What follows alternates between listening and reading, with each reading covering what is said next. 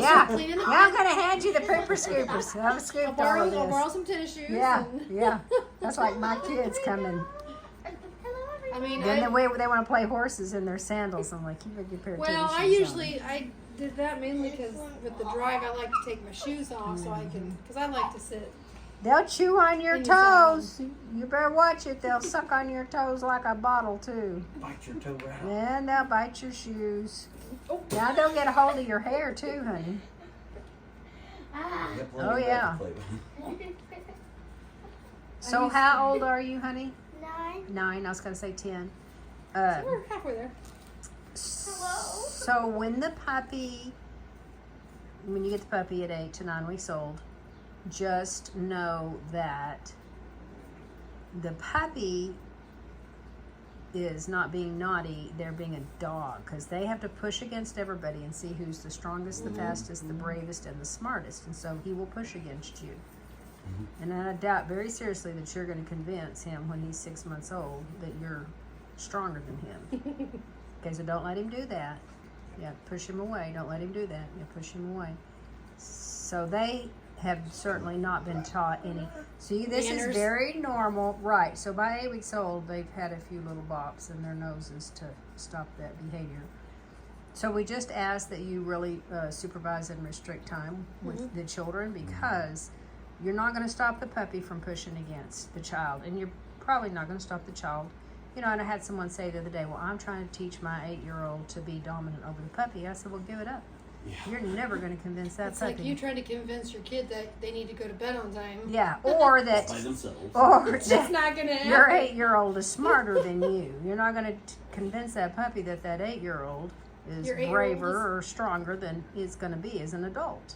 Your 8-year-old is going to be an 8-year-old. And Right. Your puppy is going to be a puppy. And, So you need to step in and. I mean, I kind of look at them like little kids. They're going to test their boundaries. And Well, they have to. They're hardwired to know who's the boss.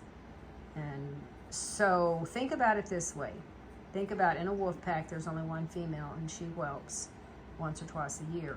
So when she brings her puppies out, if you've got 9 members of the pack, the poor bottom of the totem pole, everybody beats up, right? He's like, oh yes sir, to everybody. Well, he's way bigger than a puppy. He could beat a puppy up. But if he tried, the mother would kill him.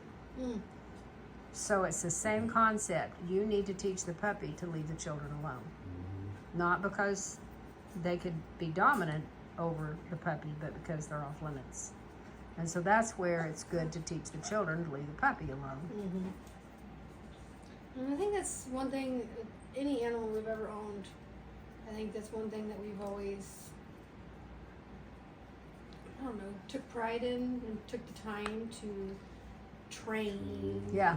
To make sure that we're, you know, Socializing. so, yeah. Yeah. And So that's a whole nother video. Everybody's idea of socializing. And I'm not saying I've done a few things wrong. Socializing. One time I had 2 young 6-8-month-old, and I took them in together. Like I was the only person there together. I took them into Atwoods, and they were apprehensive of all the noises and all the cars and blah blah blah. But they did okay. Well, on the way out, I had this lady breathing down my neck. There were several doors. No, she couldn't go out any door. She had to stay right on the heels of my dog, and she bumped my dog with her cart, and then the dog jumped and it bumped into something. It was like a grill or something. Something fell off, and my dog was so flipped out. She never wanted to go back out. I know. And I should have just turned around and told the lady, back off. You're scaring my dogs. There's 3 other doors. Pick another door. Or just be still and let me get out of your way, okay? You don't have to be Use a little common sense. bearing down on my dog, hitting my dog. Well, it's kind of like, have you ever been ran over with a cart on your heels? It hurts. yeah. It hurts. I don't think you can fit underneath. Yeah. You're trying they though. hide You're underneath trying. there. Well, I mean, that's something we always try to teach her, to be respectful of people who bring their animals in. If it's wearing a service vest, like you do not Right, touch those don't touch animals. the service they are animals. You working should dogs. ask her the question you asked me. Oh, I was asking him because we were, already planning on, how to properly socialize or when we go to socialize. taking them places and stuff. You know, if people ask, "Oh, can I pet your dog?" Yeah. Oh yeah, absolutely. I mean, it was one of those things where it's like, the dog should be yes, or friendly. if they're- Yeah, the dog should be friendly and want petted. but now if they seem like they're in a bad, of course, if they seem like they're in a bad mood, we should leave. But The like dog- if they have an Or if earache you're or something, working I on just mean. somebody, if you're training something specifically, maybe. Right, like if I had one on a downstay, like I'll go in Lowe's and put somebody on a downstay, then I don't want them to bother my dog while they're on a downstay.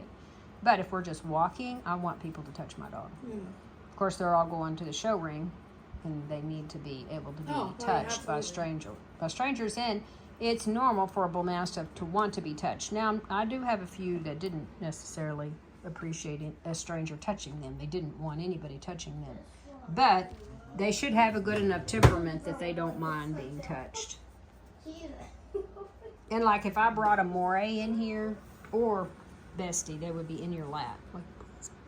Big old lap dogs. Huh? And Goody would size you up before she decided that you were okay to touch her. And Taffy would bite you if you tried to touch her without permission. So there you get all these degrees, right? In That's one reason why I kind of wanted to meet them in person. I mean, I know that I may not be getting this one, that one, or whichever, but understanding their temperament more. And Now Bruno, once he lets you in the yard and he likes you, he definitely wants to be petted. And Cinnamon too. see, that's one thing I like. That's one reason why I like cats.